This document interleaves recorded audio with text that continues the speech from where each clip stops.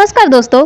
अब हम बात करते हैं धर्म सिद्धांत करने के लिए जन्म प्रमाण पत्र का आवश्यकता नहीं है। जी हाँ, पिछले कुछ समय से नागरिकता के मुद्दे पर देश के करोड़ों लोगों को रोजगार दिया गया था, क्योंकि सरकार ने जो पवित्र सिद्धांत बनाने की शर्त रखी थी वह ऐसी थी जिसे पूरा करना लगभग नामुमकिन था। लेकिन हाल में ही एक नया आदेश चुनाव आयोग की तरफ से आया है जिसे लाखों लोगों के काम को खत्म कर दिया गया था। पहले जहां नागरिकता सिद्ध करने के लिए जन्म प्रमाण पत्र से सबसे ज़रूरी दस्तावेज माना जाता रहा था, वहीं अब चुनाव आयोग ने साफ कर दिया गया है कि इसकी जगह 11 प्रकार के दस्तावेज में से कोई भी आपके पास है तो वह भी मान्य होगा। मतलब अगर आपके पास कोई भी एक कागज़ है तो आप अपनी शांति साबित कर सकते हैं। अब सवाल यह है कि आखिर यह 11 दस्तावेज में से कौन कौन से हैं? क्या आधार कार्ड, वोटर आईडी, पासपोर्ट शामिल है? और जन्म के वर्ष के खाते से किन लोगों को आंतरिक दस्तावेज चाहिए? दोस्तों, सबसे पहले मैं आपको यही बताती हूँ कि चुनाव आयोग में यह लोगों को उम्र का हिसाब किताब रखने के लिए अलग अलग नियम तय किए गए थे। 1987 से पहले जन्म लेने वाले के लिए, 1987 से 2004 के बीच में जन्म लेने वालों के लिए और 2004 के बाद जन्म लेने वालों के लिए नियम अलग अलग रखे गए हैं। श्रेणी में यह क्या कहा गया है, किसे अपने माता पिता के कागज भी बनवाने होंगे और किसे सिर्फ अपना ही दस्तावेज काफ़ी होगा।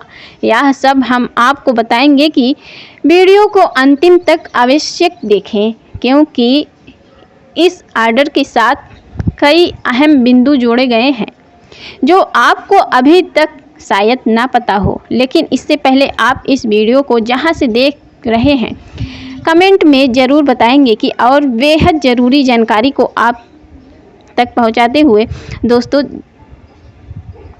और अगर चैनल पे नए हो तो वीडियो को लाइक करें और चैनल को सब्सक्राइब करें ताकि आपको ऐसे ही काम की जानकारी मिलती रहे। तो जाने विस्तार से। तो दोस्तों, सबसे पहले 1 जुलाई 1987 से पहले सऊदी अरब के लोगों की स्थिति साफ साफ कह गई थी कि यदि आपका जन्म इस तारीख से पहले भारत में हुआ है तो आपकी जन्म तिथि और नागरिकता साबित करने के लिए कुल 11 वैज्ञानिक दस्तावेज जारी किए जाएंगे, जिसमें से कोई भी एक उपकरण होगा। सबसे प्रमुख है कि जन्म प्रमाण पत्र। लेकिन बहुत से लोग के पास समय यहाँ तक नहीं बना चुका था कि पुराने समय में वोटर स्टेट साबित करने के लिए भी वोटर स्टेट जारी हुआ था। यदि वह भी नहीं है तो हाई स्कूल की मार्कशीट दिखाइए, क्योंकि उस पर जन्म तिथि का छात्रावास अंकित है। लेकिन अगर आप 10वीं पास नहीं हैं तो यहाँ भी विकल्प बंद नहीं होंगे। स्कूल का कोई भी प्रमाण पत्र जैसे 5वीं या 6वीं की टीसी, पुराने स्कूल के प्रमाणित पत्र, जाति प्रमाण पत्र, निवास डॉक्यूमेंट्स के प्रमाण पत्र, भूमि दस्तावेज या रजिस्ट्री नामा से साबित कागज, सरकारी नौकरी या पेंशन से संबंधित अधिकारी प्रमाण पत्र, इसमें से कोई भी दस्तावेज अगर आपके पास है तो यह आपकी श्रेणी में माना जाता है। 1987 से पहले लोगों को के लिए अपने दस्तावेज ही सम्मान है। माता पिता के कागज दिखाना अनिवार्य है। लेकिन यहाँ एक बात पक्की समझ लें, Aadhaar card, PAN card, ration card और ड्राइविंग लाइसेंस पहचानना है तो पासपोर्ट की पुष्टि के लिए सहायक दस्तावेज है। लेकिन अकेले आधार पर नागरिकता सिद्धांत नहीं मानेंगे। साथ रखें ताकि और मिलना पता, परिवार की जानकारी तुरंत मिल जाए। 11 दिनों के लिए नागरिकता के लिए एक मुख्य दस्तावेज का होना जरूरी है। कई जगह लोग मान लेते हैं कि सिर्फ आधार, वोटर और लिस्ट का नाम जुड़ेंगे तो, लेकिन ऐसा नहीं है। मुख्य सच्चे वही होंगे जो सूची में प्रसिद्ध है। कि अब आते हैं 1 जुलाई 1987 से लेकर 2000 के बीच मुस्लिम लोगों पर इस श्रेणी का नियम थोड़े सख्त हैं। अपने दस्तावेज के साथ माता पिता में से किसी एक की भारतीय प्रमाण पत्र आपको देना होगा। माता पिता का वोटर कार्ड, पासपोर्ट, जन्म प्रमाण पत्र, सरकारी नौकरी, पेंशन की सभी अधिकार पत्र, भूमि अभिलेख, किसी का पहला अंकित मूल्य या सरकारी सूची में नाम इसमें से जो उपलब्ध हो उसे प्रस्तुत करना होगा। साथ ही आप हाई स्कूल मार्कशीट, जन्म प्रमाण पत्र, पासपोर्ट या 11 अन्य दस्तावेज में से जो उपलब्ध हो वह भी देना होगा। इसका मतलब यह है कि श्रेणी अपना खास एक अभिभावक के नियमों में चलती है। 2004 के बाद मुस्लिम लोगों के लिए माता पिता की कागजों की आवश्यकता और स्पष्ट हो गई है।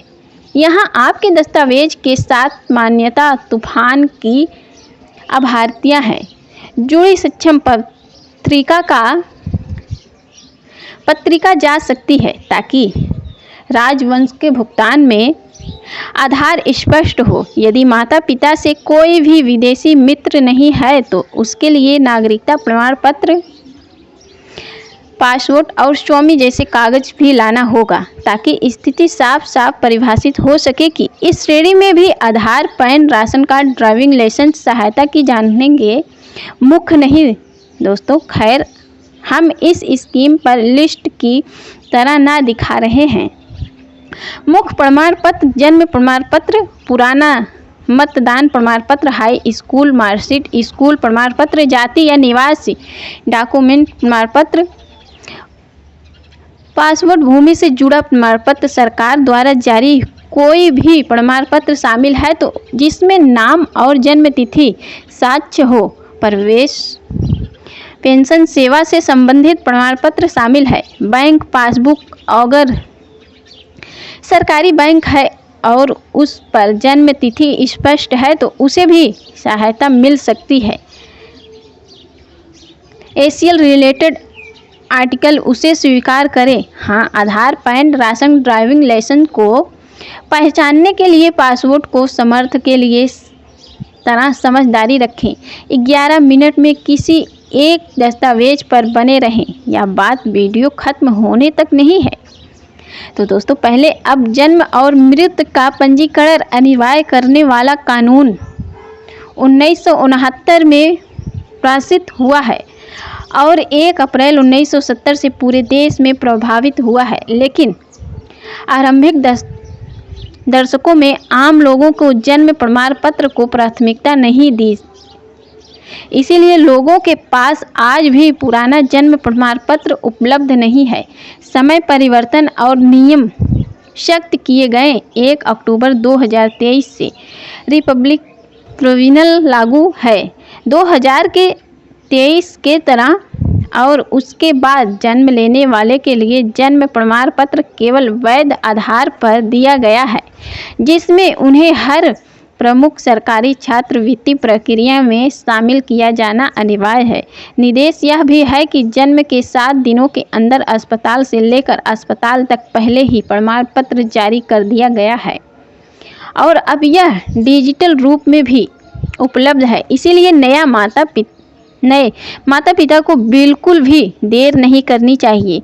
दोस्तों, इस यूजर को लेकर मेरी व्यक्तिगत सलाह यही रहेगी कि जो भी मुख्य प्रमाण पत्र आपके पास उपलब्ध है उनकी साफ स्कैन कॉपी और फोटो कॉपी तैयार करके सामान्य है नाम, जन्म दिनांक, पासपोर्ट की स्पेलिंग मिलाकर और लें। यहाँ जरूर हो वह सेल्फ टेल कर लें कि इस सत्यापन में वक्त नहीं लगेगा और छोटी छोटी गलतियों आपके काम में रूठी नहीं बनेगी। आशा है कि अब आपको स्पष्ट हो गया होगा कि किस श्रेणी में कौन सा दस्तावेज है और कागजों की कानूनी मूर्तियों क्या है। अगर जानकारी उपयोगी लगी हो तो वीडियो को लाइक और शेयर जरूर करें, चैनल को सब्सक्राइब जरूर करें और बेल आइकन को दबाना ना भूलना ताकि इसी तरह महत्वपूर्ण अपडेट और समय के साथ शेयर करती रहूं आगे अब अगली वीडियो में। तब तक के लिए जय हिंद, जय भारत।